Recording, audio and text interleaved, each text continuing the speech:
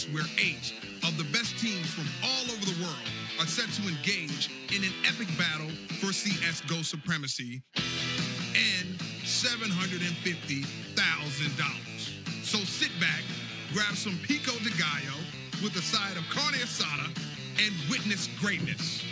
It's going down.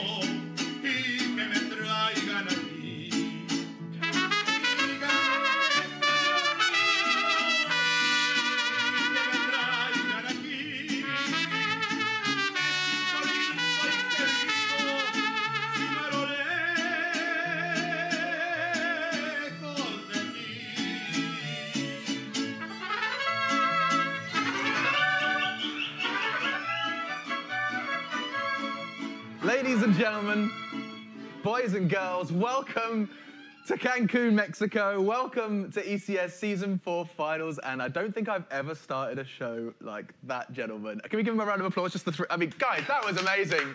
Bravo! How do you say thank you? Muchas gracias. There you go. Thank you, or gracias. I like to wake up to live orchestra every day myself, so. Yeah? Just have one in your little flat. I'm gonna have that as an alarm clock, I think, because I feel rejuvenated, I feel energetic, and I feel ready to talk about. There's a business idea in there. Don't talk too much about it. You're right. That's what the tequila quiet. shots were for, Alex. Dude, we said we'd have mojitos at this time of the day. What time is it? It's 10 a.m. Mimosas. Mimosas? Is that oh, sorry, you know, yeah, mojitos for later in the day. One, yeah. Excuse me, I don't know the rules. Either way, guys, welcome. First of all, we are going to be kicking this one off, and it's going to be insane. We're in paradise, and we're going to be talking about some Counter-Strike. It's the end of a long year of Counter-Strike. And for us here at the desk, couch, hotel room, whatever you want to call it, us here at the analyst area, and of course the players and everyone involved, even the production crews who've been flying around the world. This is the last one, the last Tier 1 event of 2017, and we're just going to kind of chill out, relax, and have some fun and watch some, well, big, fantastic Counter-Strike played here in the Hard Rock Cafe. That's the plan. Anyway, be sure to tweet us, by the way, just to let us know your thoughts, where you are watching this beautiful event. Let us know with the hashtag ECS4. Hopefully on a beach. Fingers crossed. If you're on a beach, then that's a win. If you're watching from a different beach, and we're hanging out at the beach, which is just down there. You've had a couple of days, Jason. You been enjoying yourself so far? I have very much been enjoying myself. What have you been up to? It's been a good boy. Yes, been a good boy. Hanging out on the beach. Had had some cigars. We've had some drinks. Did some jet skiing. You know who's here actually is one of the Halo guys, Tom T Squared. Tom He's Taylor. here? Yeah, he's two resorts down. Just randomly found each other on the. Do you know what? Fallen's here as well. He's not even playing. Yeah, he's just chilling. I was really confused. I was sitting there like, I swear I know the team's competing. And Fallen was at breakfast, and I was like... Well, that's actually the best story, because he actually booked this as a holiday, assuming that they would qualify. And then they didn't, so now he was like, oh, well, now I just have to go for vacation. So, no complaints. You know, it's a win-win situation, really. Yeah, he was playing volleyball, having a load of fun. I think he's brought his family as well. Tommy, you, however, haven't had that much time to enjoy Paradise. How long have you been here? On about 12 hours. 12 hours, Give or okay. take. I basically made fun of your travel issues and then got hit by twice as horrible of an experience myself. Oh, You deserve no. Thank But you. we did leave. We did leave the sun. Excuse me, the snow. I mean, there was snow all over Europe, and we decided to just hang out here. So I'm not complaining. Anyway, back to the matters at hand. Some fun things that are happening on this broadcast for you guys at home. I mean, we're having plenty of fun, but for you guys at home, there's loads of stuff you can do. One thing is a reminder to just ring that bell. When you click subscribe, there's a little notification. Subscribe to notifications. You see, look, he showed you how to do it there. Go. Well, fingers are hard that way. Click the bell, ring it, and you'll be able to know exactly when we're going live throughout these 3 days of Counter-Strike action. With all of that said, there's something else fun. We're doing drops on this stream. Did you know that? Yes, I have heard rumors of that. I have heard rumors of the drops, the loot drops. Like, basically, you know, like why we have, 2 million viewers for Cobblestone matches at Majors? We basically have the same thing going on here, but a little bit of a twist on it, a face-it twist, whereby all you have to do is, when you subscribe, you click a button that says Get Loot. I don't know which one I'm looking at. It's very confusing. I think we're over here. We'll figure it out. It's the first segment of the day, Alex. Don't be too hard on yourself. This one over here, I don't know what's going on. Either way, go ahead. If you want some loot, press the orange button, Get Loot. You connect your Faceit account, and then life is good. Yeah, I actually put out a tweet. I thought it was the Steam account, but it is your Faceit account. So Yes. I was incorrect. You messed up. But yeah, go gaming.youtube.com. Make sure you're on the gaming version.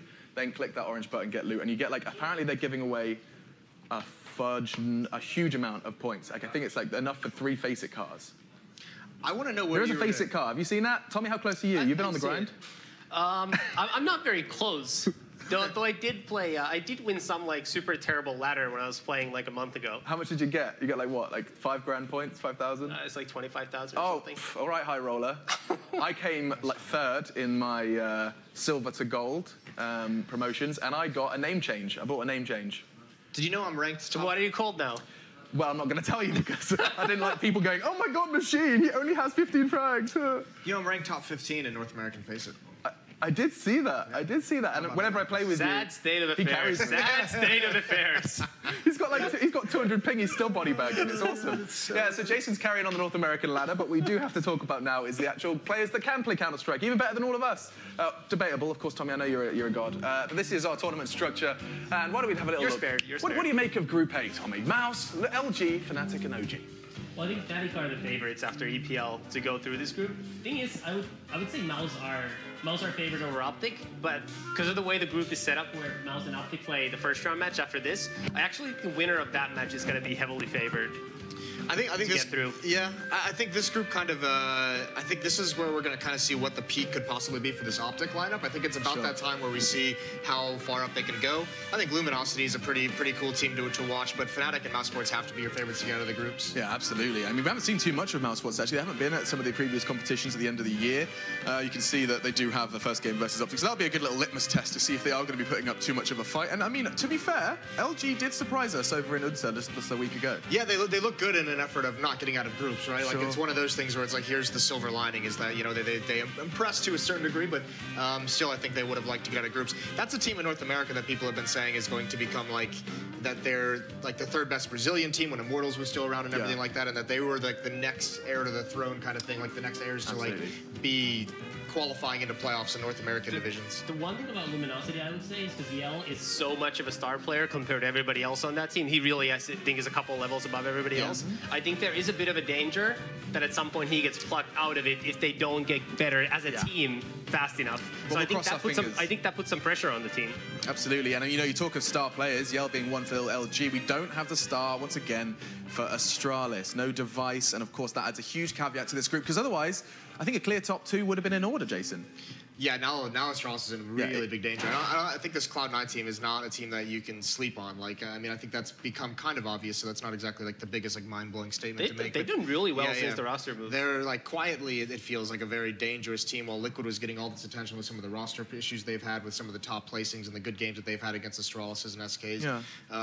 Cloud9's kind of gone under the radar in North America, but I think they're kind of back. They really Cloud9's kind of gone under the radar in North America, but I think they're kind of back. They lost the crown for about a week. It was a good week with Liquid at the top of North America. It was a really strong week. We've been waiting a couple of years for it, and Cloud9's taking it back. So that'll be cool to see that matchup. And then Liquid versus FaZe, that's a really scary matchup. I'm not sure that Liquid's going to be able to handle that one.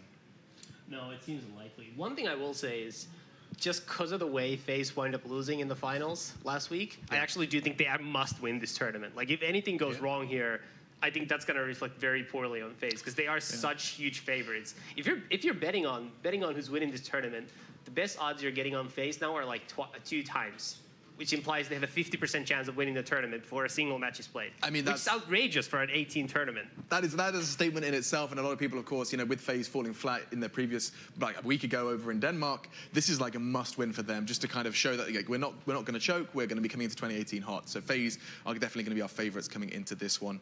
We can bring up the schedule, though, so you know exactly what's going to be going down in Chinatown. These are the orders of your matches. We have Fnatic LG to start us off. That's the real litmus test for see what the Brazilians are going to be bringing here in Paradise. Optic versus Mouse Sports as well, and then following that we'll have the winners battling it out about 12:45 local time. After that, we get to see Cloud9 Astralis, and as the analysts have said, keep your eyes on Cloud9, especially now knowing Astralis are fielding a stand-in, and so we won't get to see Astralis, the Danish powerhouse, on full It's form. Rubino, right? I believe it's still Rubino. Still Rubino for this event? Yes. Okay. Yeah, okay. And then, I just saw a tweet saying we're going to have to use Zonic for the major or something. It's just... Let's not get into that. We don't have enough time. But that is your schedule. That's what's going down today. And, you know, I'm going to take this moment, guys, to remind you about an application. It's one you may not have heard of, actually. Oh, I'm so glad you asked. It's called the Upcomer esports application. It's available on your iPhone or Android device. What does it do, Alex? I'm so glad you asked. It provides news, articles, statistics, and more. Be sure to grab it, and you can go ahead and check out the ECS, for example. You can go to that tournament, see all the brackets in front of you, and it is worth grabbing. I still don't know where I'm looking, so I'm just going to look at all 3 of them. Be sure to check it out. There we go. That's what's happening. Now, before we do get any further... Pro is Broadcaster of the Year. Yes. I wish. I mean, normally we have a little light or a man waving, but this I can work with this. Now, Group A. We've talked a little bit about it, but we're going to hear from the players themselves, and then we're going to start talking about our first matchup, Fnatic LG. But let's do it. Let's take a closer look at Group A. Group A competition opens with Fnatic facing Luminosity.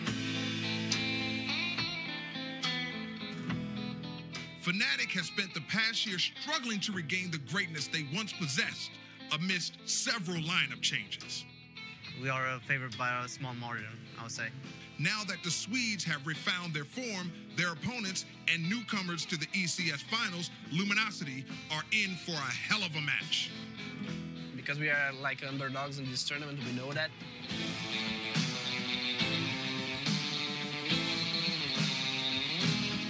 Meanwhile, Optic Gaming, with their new hodgepodge of a roster, are looking to show their opponents that winning isn't just about where you're from, it's about where you're at with your skills. I think it's about time that we finally won something. However, Mouse Sports, fueled by the confidence of the former FPL star Rops, will no doubt show and prove to the fans that they are a team to be reckoned with in these finals.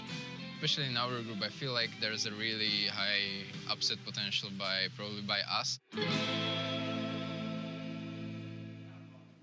High upset potential. That was Sticker there from Mouse Sports. And you kind of already said something along those lines, Tommy. This is a team that, I mean, I actually got to cast when they were doing probably the biggest win of the year so far, which was in Mykonos. They took down, you know, the Gambit were there and a lot of big names.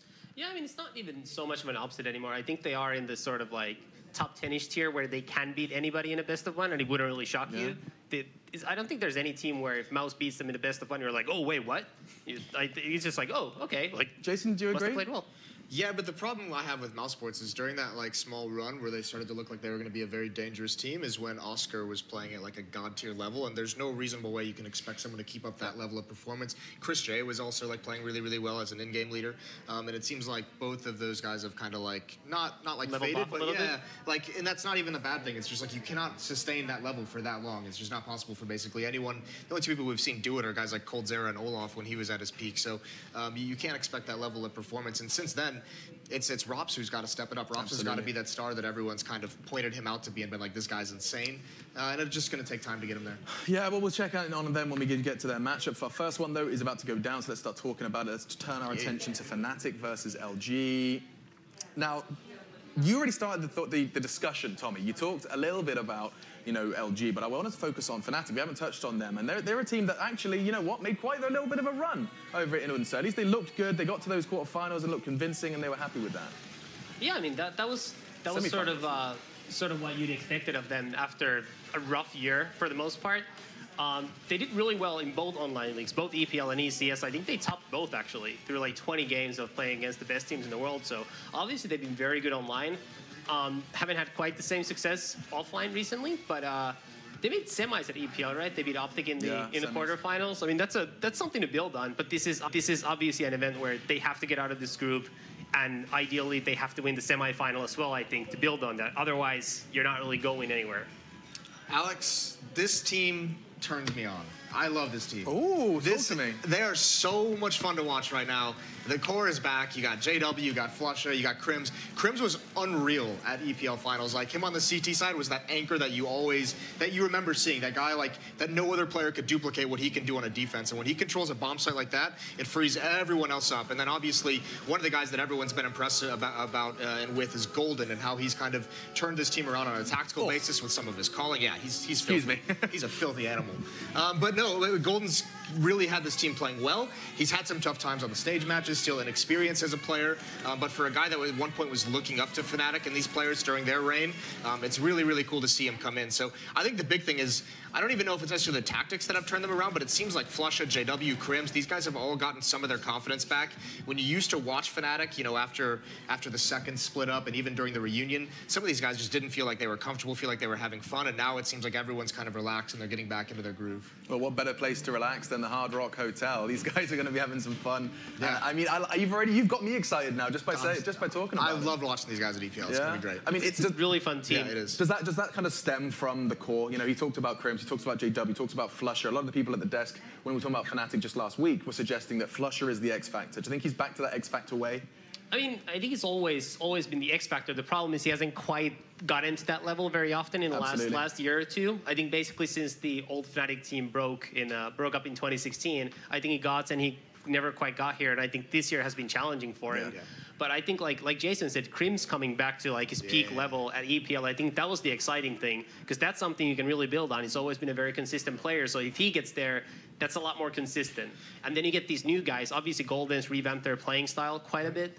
And Lekro's really good. I think he's one of the guys who's going to get even better in the next couple of years. Bite your tongue. Yeah, we do have to talk about the other team as well. I know you could talk about them for hours, but LG are, of course, featured as well. The Brazilians that have taken the world by storm just a little bit. They were, of course, a team that struggled to qualify. The likes, you know, with DreamHack Masters, DreamHack Opens, they couldn't qualify for a lot of things. And now they managed to get themselves not only to the EPL finals, but to the ECS ones as well. They have had quite a good end of year, Tommy.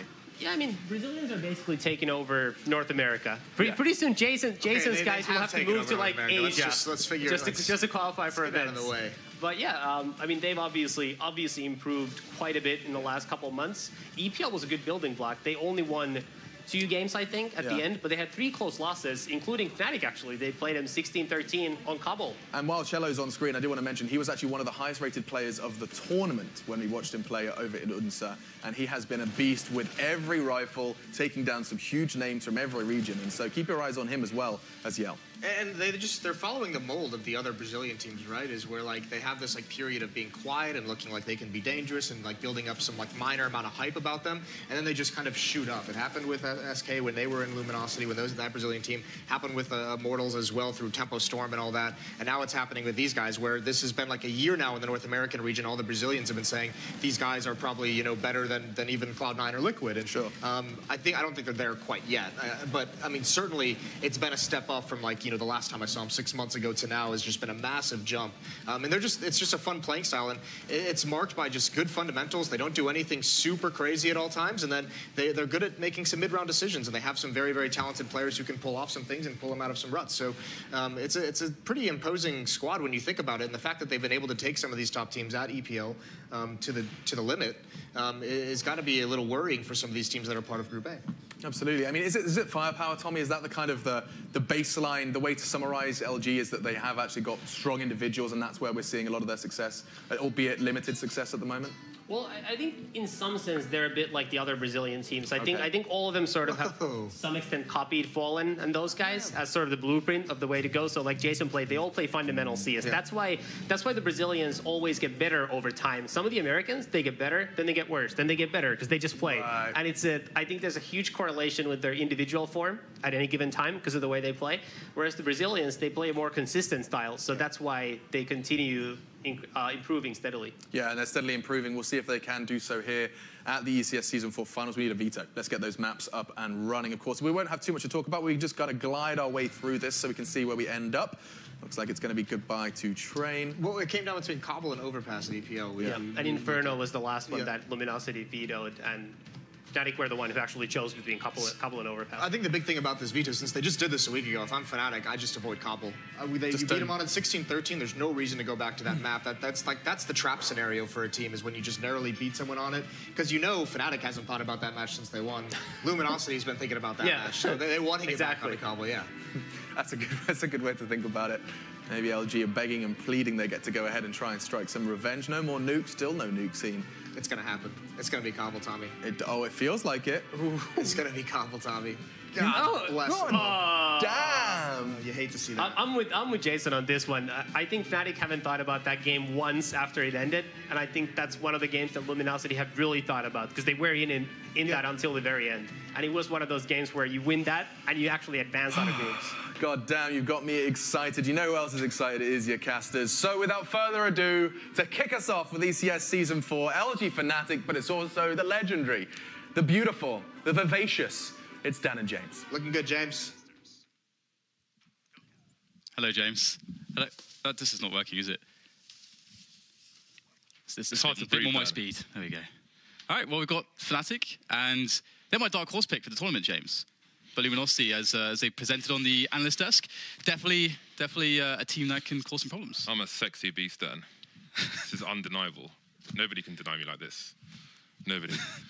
Yeah, well, I think Fnatic are a good dark horse pick. I like this matchup, but both these teams have been really fun and engaging to watch recently, and it's really warm in here. It is a bit warm, yeah. No, in here. Oh, in here it's warm. Oh, okay. Yeah, look. See, it's steaming my glasses. James, the luchador. Is it luchador or lucador? I think it's luchador. The luchador. Yeah, at least, yeah. I think so. So who do you favour in this particular matchup? Surely Fnatic, if they're your dark horse pick. I'm loving Fnatic with this one. I think the thing that will make the difference for them will be their mid-rounds play. Because on Cobblestone especially, they just cause a lot of problems. And for a team that's very based within fundamentals, very comfortable within fundamentals, Fnatic are the perfect team to sort of put you out of your paces. And so we'll see whether or not Luminosity can get a good start here on the T side, the favoured side of Cobblestone. JW already off to some shenanigans. That's a very quick boost indeed.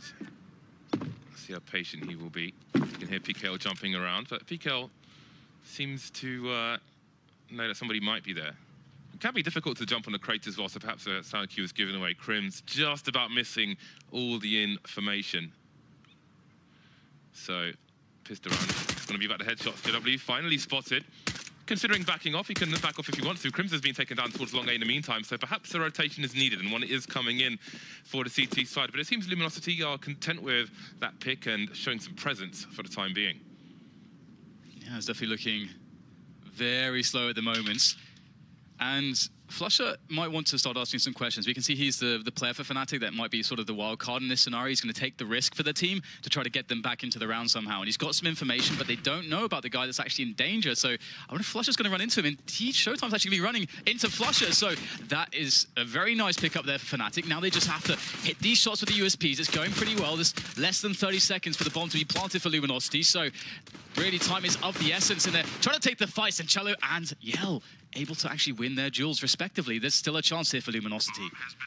Bomb is finally planted. Cello trying to do what he can, trying to get the 1v1. Doesn't want to allow these CTs to work together. And now it's Cello alone versus 2. He won't be able to do it. Dancing around the structure while he was reloading, but wasn't able to do much. So here we are. Flusher will defuse the bomb, and that will be Fnatic off to a good start on the CT side. Definitely want to win that pistol round. Flusher will get a cheap helmet upgrade as well, $350, some bonus money for him. He may even opt for an M4. He will indeed. That's always a nice bonus if you have gone for armor in the first round over grenades and you don't take any damage to the Kevlar, then you can often pick up an M4. I really appreciate the choice from Luminosity to go super slow as well, because Fnatic is that team that will play aggressively, the team that will, potentially, stick their necks out there on a risk. And I like that Luminosity sort of recognize this. They try to catch them or sort of bait them into doing something like that. Fnatic did do something like that with the boost on JW and so on, and Luminosity did catch it. So I like that we have this clear preparation from Luminosity. They've obviously thought about this matchup against Fnatic and have that experience from the previous events as well. So it's going to be interesting to see now how they play this force buy. I love the double AKs on this sort of situation, because this could really catch Fnatic off guard. Does Fnatic think that they're going to do the classic save then buy? This could be huge, and look how far they're trying to play just contact as far up as possible to give away the game that they have AKs and armors as late as possible. Crims is popping into danger. No, he's not. No, he's not.